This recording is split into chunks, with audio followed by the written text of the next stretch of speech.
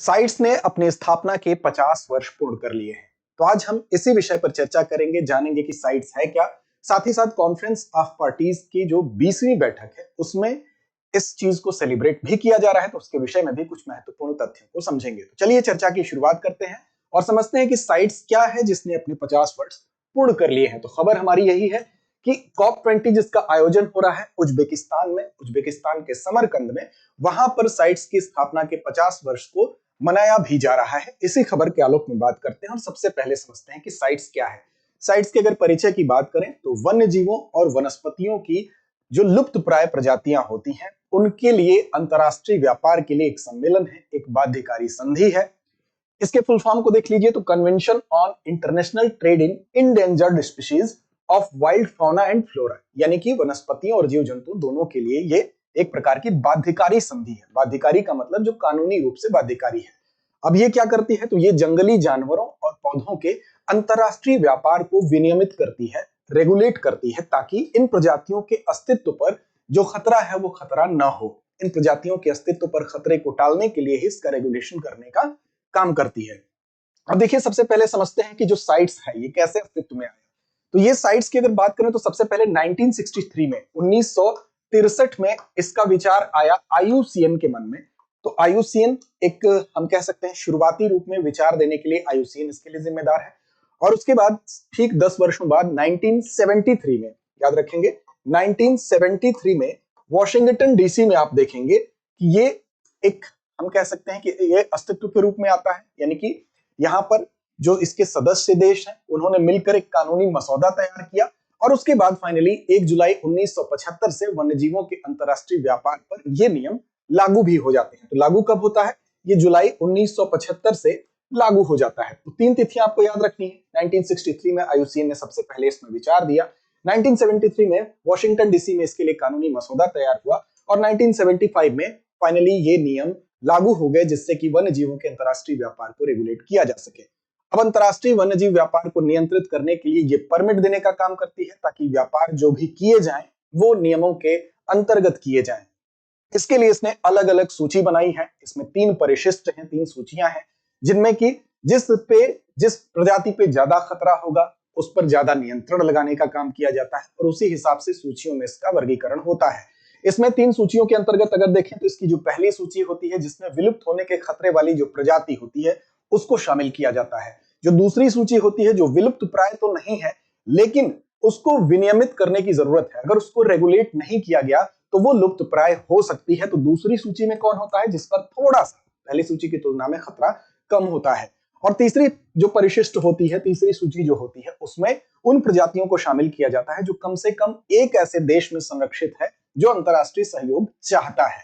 अब ये इसके संबंध में कुछ तथ्य हैं। इसका मुख्य उद्देश्य अगर देखें तो अंतरराष्ट्रीय व्यवस्था को एक तरह से ये तस्करी या अवैध निर्यात या शिकार आदि के खिलाफ एक प्रकार से ये रेगुलेट करने का काम भी करता है। अब इसके लिए ये हो गया साइट्स के विषय में। इसके सदस्य देशों की अगर संख्या की बात करें तो 185 जो है इसके सदस्य देश हैं जो इसमें सम्मिलित हैं।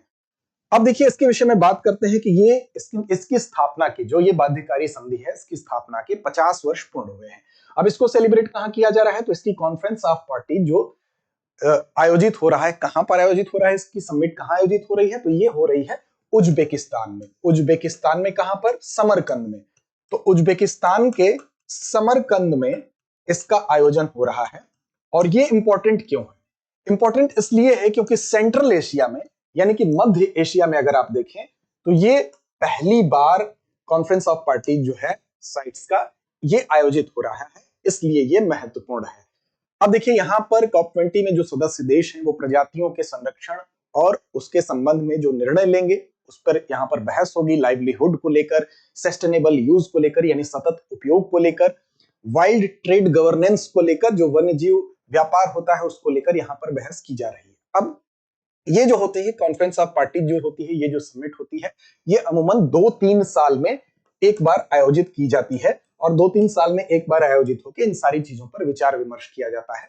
फिलहाल होस्ट कौन कर रहा है, तो उज्बेकिस्तान कर रहा है, समरकंद में हो रहा है और ये पहला सेंट्रल एशिया में आयोजित हो रहा है। इसलिए महत्वपूर्ण है, जब कोई चीज कोई समिट पहली बार किसी जगह पर होती है तो अपने आप महत्वपूर्ण हो जाती है। इसमें कुल नई 77 प्रजातियों को शामिल किया गया है, तो ये भी आप याद रखेंगे, इसमें 77 नई प्रजातियों को शामिल किया गया है। तो ये इसके संबंध में कुछ महत्वपूर्ण आपके लिए परीक्षोपयोगी तथ्य थे। आगे बढ़ेंगे और आपके लिए महत्वपूर्ण सूचना है कि दृष्टिया यह सब आपके शहर रांची में भी खुल गया है। और अगर आप तैयारी करना चाहते हैं जेपीएससी यूपीएससी की, तो आप हमारे रांची सेंटर से भी लाभान्वित हो सकते हैं।